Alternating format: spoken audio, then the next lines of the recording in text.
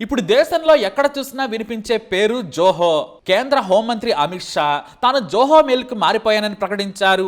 అరట్టైని ఎందుకు వాడకూడదు, మనకు అమెరికా వాట్సాప్ ఎందుకు అనే ప్రచారం ఏకంగా కేంద్రమే మొదలుపెట్టింది. సుప్రీంకోర్టు సైతం వాట్సాప్ భద్రతపై విచారణ జరుగుతుండగా అరట్టై ఎందుకు వాడకూడదు అని చెప్పింది.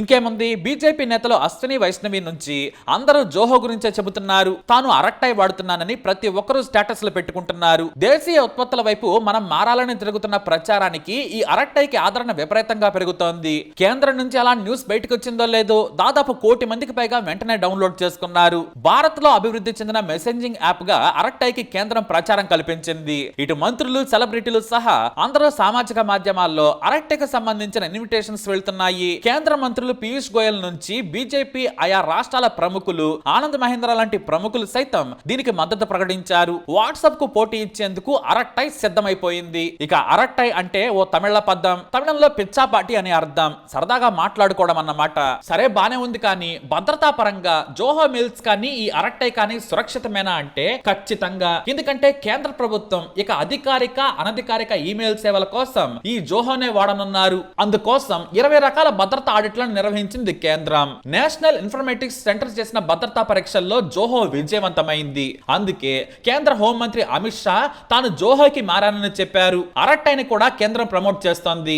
అయితే కేవలం భారత్ కు చెందిన కంపెనీ కారణంగానే కేంద్రం తమను @mail.gov.in కు మారమని కేంద్రం సిఫారసు చేసింది. భద్రతా పరంగా జోహో చాలా జాగ్రత్తలు తీసుకుంటుందని జోహో ఫౌండర్ శ్రీధర్ ప్రకటించారు. అసలేంటి జోహో అనేది తెలుసుకుందాం.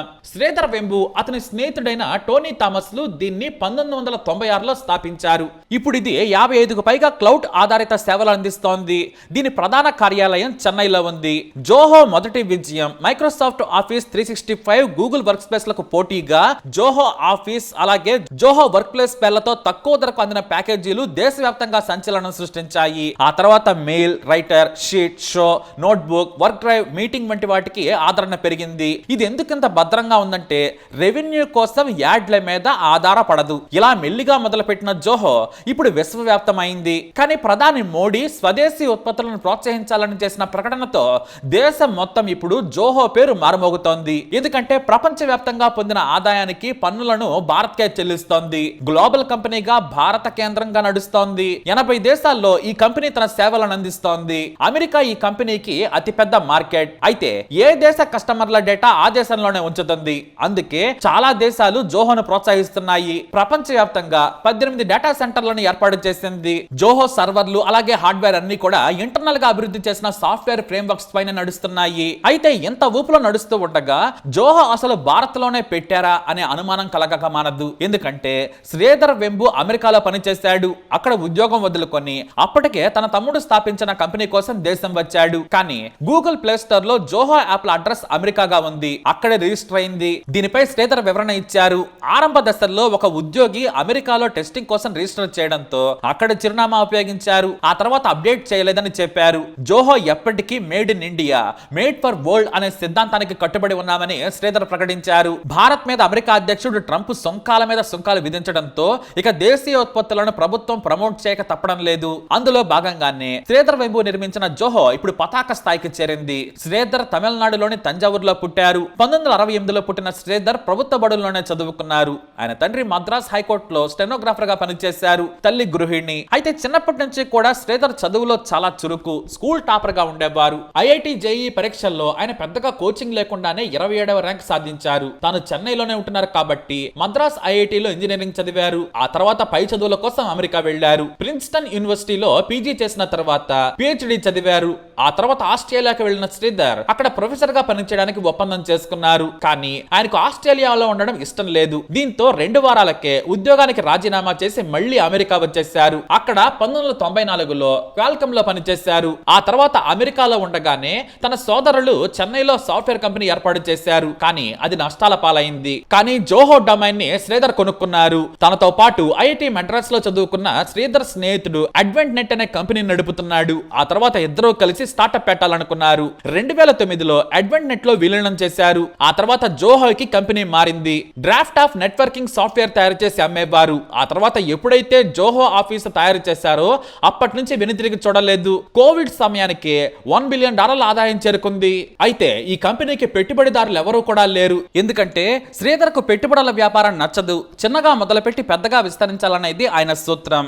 అంటే కష్టం తెలివి మీద వ్యాపారం ఎదగాలి, రూపాయి నష్టం వచ్చినా మనకే, లాభం వచ్చినా మనకే ఉండేలా ఆయన ఆలోచిస్తారు. అందుకే కరోనా సమయంలో కూడా ఆ కంపెనీ నిలబడింది. ప్రపంచం మొత్తం ఉద్యోగాలు తీసేస్తుంటే జోహో ఎంతో మందికి ఉపాధి కల్పించింది. ఇప్పుడు ప్రభుత్వ మెయిల్స్ నుంచి ప్రపంచవ్యాప్తంగా కంపెనీలను విస్తరించే వరకు ఎదిగింది. దాదాపు 50,000 కోట్ల కంపెనీగా జోహో ఎదిగింది. కానీ శ్రీధర్ మాత్రం చాలా సింపుల్ గా ఉండాలనుకుంటారు. తన స్వగ్రామం వెళితే కారు పక్కన పడేస్తారు, సాధారణ చొక్కా, సైకిల్ మీద తిరుగుతారు, పొలాల మధ్య పని చేసుకుంటారు. శ్రీధర్ కు షూస్ వేసుకోవడం అంటే నచ్చదు. తమిళ సంప్రదాయ పద్ధతిలోనే ఉంటారు. నిరాడంబర జీవితం ఆయనకిష్టం.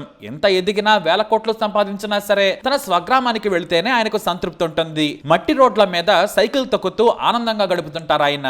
ల్యాప్టాప్ తీసుకెళ్లి పొలం దగ్గర చెట్టు కింద కూర్చొని పని చేసుకుంటారు. అయితే జోహోలో పెద్దగా పెట్టుబడులు లేకుండా ఎలా ఎదిగిందంటే చాలా సింపుల్. అన్ని రకాల వ్యాపారాలకు అవసరమయ్యే ప్రొడక్ట్స్ తయారు చేశారు. కస్టమర్ రిలేషన్షిప్ మేనేజ్మెంట్ నుంచి ప్రాజెక్ట్ మేనేజ్మెంట్ వరకు అన్ని సేవలు అందిస్తారు. హెచ్ఆర్, ఫైనాన్స్ తో పాటు ఎన్నో రకాల సేవలను అందిస్తారు. తక్కువ ధరలకే చిన్న వ్యాపారాలకు ఇండివిజువల్ గా ఉపయోగించుకునేందుకు కూడా చాలా తక్కువకే సబ్స్క్రిప్షన్ బేస్ మోడల్ గా ఆవిష్కరించారు. అదే విజయ సూత్రమైంది. ఇదే పందాలో ప్రపంచమంతా విస్తరించారు. అన్నింటికంటే జోహో విజయానికి కారణం ప్రైవసీ అండ్ సెక్యూరిటీ, అలాగే కాన్ఫిడెన్షియాలిటీ కూడా ప్రాధాన్యత ఇచ్చింది. యాడ్ రెవెన్యూ మోడల్ కు చాలా దూరంగా ఉంది. రూరల్ ఏరియాస్ లో డిగ్రీ చదువుకున్న వారికి కూడా ఉద్యోగాలు ఇచ్చిన ఘనత శ్రీధర్ది. తమిళనాడులోని మారుమూల ప్రాంతాల్లో కూడా ఆఫీసులు తెరిచారు ఆయన.